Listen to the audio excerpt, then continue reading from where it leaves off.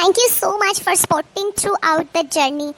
Don't forget to tune in on Tuesday and Friday at 11 a.m. for interesting videos, DIYs, hauls, routines and so many things.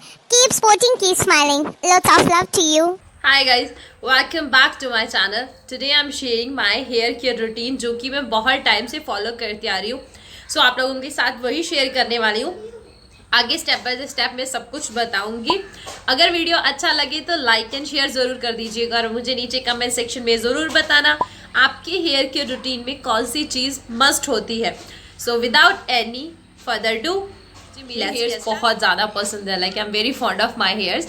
I love long hairs. तो मेरे hairs long भी है, natural silkie भी है. मैं उनकी care कैसे करती हूँ वही मैं आपको बताऊंगी.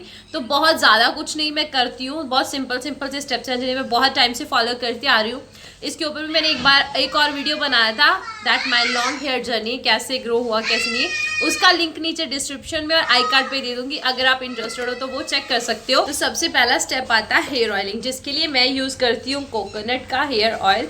हमेशा ही मैं इसे यूज़ करती आ रही हूँ और आगे भी करती रहूँगी. ये एक ऐसा स्टेप है जिसे मैं कभी नहीं छोड़ती हूँ. मैं रेगुलरली ही इस स्टेप को यूज़ करती हूँ. मैं जैसे कि वीक में 2 टाइम अपने हेयर्स वॉश करती हूँ और दोनों टाइम ही हेयर वॉश करने से पहले हेयर ऑयलिंग तो करती हूँ. बिकॉज मेरा मानना है कि हेयर ऑयलिंग, आप चाहे कितने भी हेयर मास्क कुछ भी यूज़ करो, लेकिन जो काम हेयर ऑयलिंग करती है वो कोई और स्टेप नहीं कर सकता है. तो मैं क्या करती हूँ, सिंपल कोकोनट ऑयल होता है उसे थोड़ा सा वार्म करती हूँ, उसे एक बॉल में लेती हूँ और अपने बालों के ऊपर लगा लेती हूँ. तो कॉम्ब की हेल्प लेके मैं बालों को अच्छी तरह सेट कर लेती हूँ. देन बॉल में ऑयल लेके उसे अपने फिंगर्स की हेल्प से पूरे सिर में, स्कैल्प और रूट्स के ऊपर अच्छी तरह लगा लेती हूँ और फिंगर टिप्स की हेल्प से सर्कुलर मोशन में थोड़ा सा प्रेशर देते हुए मसाज करती हूँ ताकि ऑयल अच्छी तरह एब्जॉर्ब हो जाए. ये वाला स्टेप होता है ना, जो ये हमारे ब्लड सर्कुलेशन को इम्प्रूव करने में बहुत ज़्यादा हेल्प करता है और हेयर्स को स्मूथ बनाता है.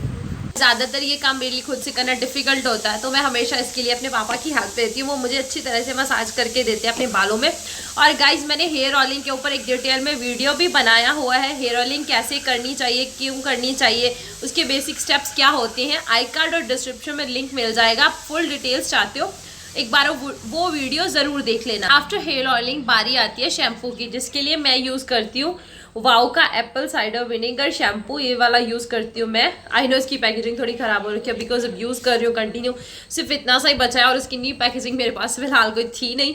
तो ये वाला मैं यूज़ करती हूँ. इसे मैं बहुत टाइम से यूज़ कर रही हूँ. अराउंड अभी मेरे को लगता है मुझे 2.5 ईयर शायद उससे ज़्यादा हो गया शैम्पू को यूज़ करते हुए. सो ये मेरा फेवरेट वाला शैम्पू है. ये वाले शैम्पू ने मेरे को सबसे बड़ी जो प्रॉब्लम थी जिससे मुझे फ्री करा था वो था हेयर फॉल. मुझे हेयर फॉल की रिसेंटली बहुत ज़्यादा प्रॉब्लम हो गई थी. तब से मैंने इस शैम्पू को ट्राई किया और इसका रिजल्ट बहुत अच्छा था.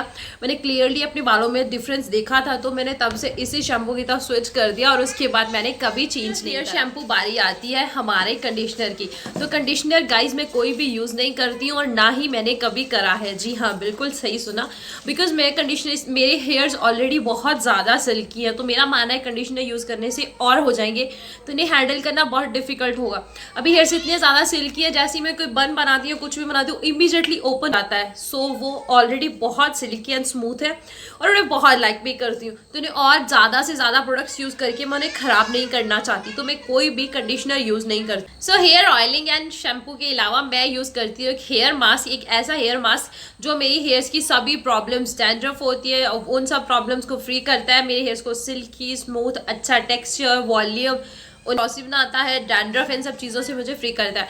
और अगर उसकी रेमेडी चाहिए तो do let me know in the comment section. उसके ऊपर मैं वो मैजिकल हेयर मास्क की रेमेडी आप लोगों के साथ ज़रूर शेयर करूँगी. और इसके अलावा गाइस, मैं मंथ में 1 टाइम एक और हेयर मास्क ट्राई करती हूँ. उसके ऊपर मैंने वीडियो बनाया हुआ है जो कि हेल्प करता है मेरे हेयर्स को ग्रो करने में.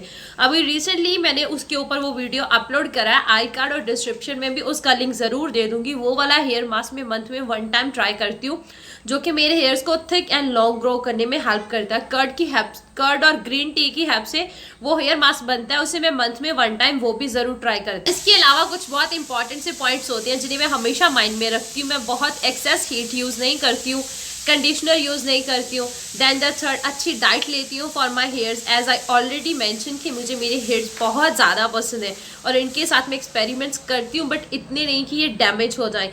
और ज़्यादा से ज़्यादा कोशिश करती हूँ जो केमिकल ट्रीटमेंट्स होते हैं, रिबॉन्डिंग, स्मूथिंग, इनसे दूर रहती हूँ और नेचुरल इंग्रेडिएंट्स और DIYs ट्राई करती हूँ. That's all for my hair care routine. I hope you find this video helpful और आप लोगों को अच्छा लगा होगा.